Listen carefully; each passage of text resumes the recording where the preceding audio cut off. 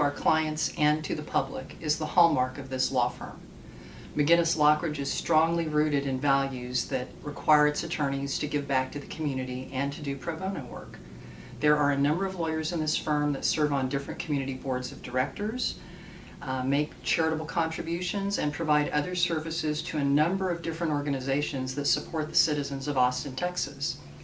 In addition, we have a large number of attorneys who devote their time to pro bono cases, transactional lawyers who do transactional work for nonprofit corporations, and litigators who take pro bono cases through volunteer legal services or other sources. Lloyd Lochridge is dearly loved and held in high esteem by every lawyer in this law firm. Mr. Lochridge is 98 years old, and he has lived a life that is not only long, but very full. And part of that life has been dedicated to giving back. He strongly believes that if you are privileged, you have responsibilities, that there should be compassion for those who are not as privileged or who are disadvantaged, and that it is not enough simply to have compassion for them, but that you should spend the time to serve them. I like to think that I've followed in Mr. Lochridge's footsteps by serving as president of the Austin Young Lawyers Association, the Austin Bar Association, and the Texas Young Lawyers Association. In 2010, when I was on the board of directors for the State Bar, Terry Tottenham was president, and he asked me to co-chair his signature project for the year, which was the creation of veterans legal advice clinics around the state. So in 2010, we established those types of clinics in every large city in the state of Texas and in many smaller jurisdictions. And since then, we've expanded them to serve the veterans of this state. Robert McGinnis, Lloyd Lochridge, and Joe Kilgore all served in the armed forces. In addition, we have many other attorneys and members of their families who have served the country as well. In 2010, the Austin Bar Association established a legal advice clinic at the VA Outpatient Medical Clinic here in town. On a monthly basis, lawyers volunteer and appear there to give legal advice to veterans and their families.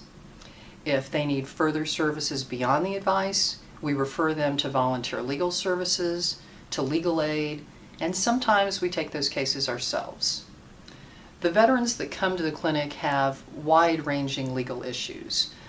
They can be family law, consumer, landlord-tenant, bankruptcy. They pretty much run the gamut to everything imaginable. In addition, sometimes veterans come with specific military or veteran-related issues, such as they're having trouble getting their veterans' benefits. Several years ago, I took a case at the clinic for a young woman, Emily Vorland, a former Army lieutenant who had received a less than honorable discharge and was seeking an upgrade. She brought in all of her documents with her, and she told me what had happened in the field. She had been sexually harassed and propositioned by a senior officer. She had been required to report the harassment. And somehow, in the course of the investigation, the focus of it swung to her, and they concluded that she had somehow committed some sort of misconduct. The offending captain who had propositioned her was moved to another division. Emily was discharged from the Army with a less than honorable discharge.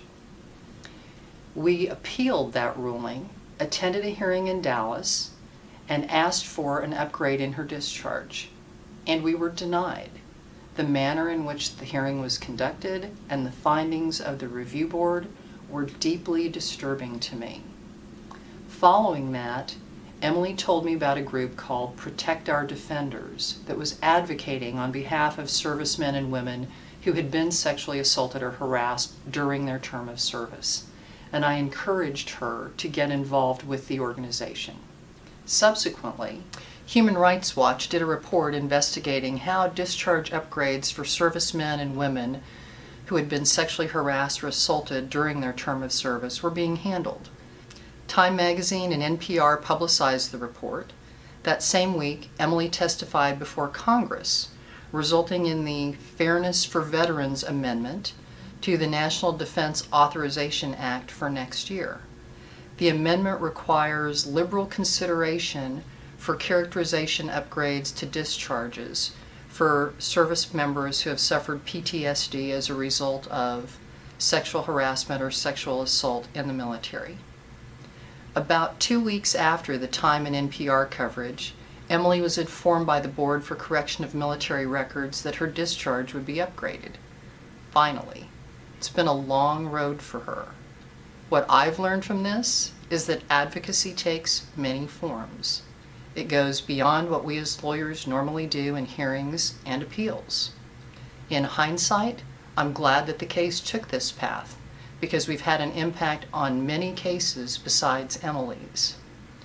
I wish that every attorney realized how personally rewarding it can be to use the power and privilege of your law license to help somebody who doesn't have that same type of advantage, and to accomplish something that makes the world a little bit better place.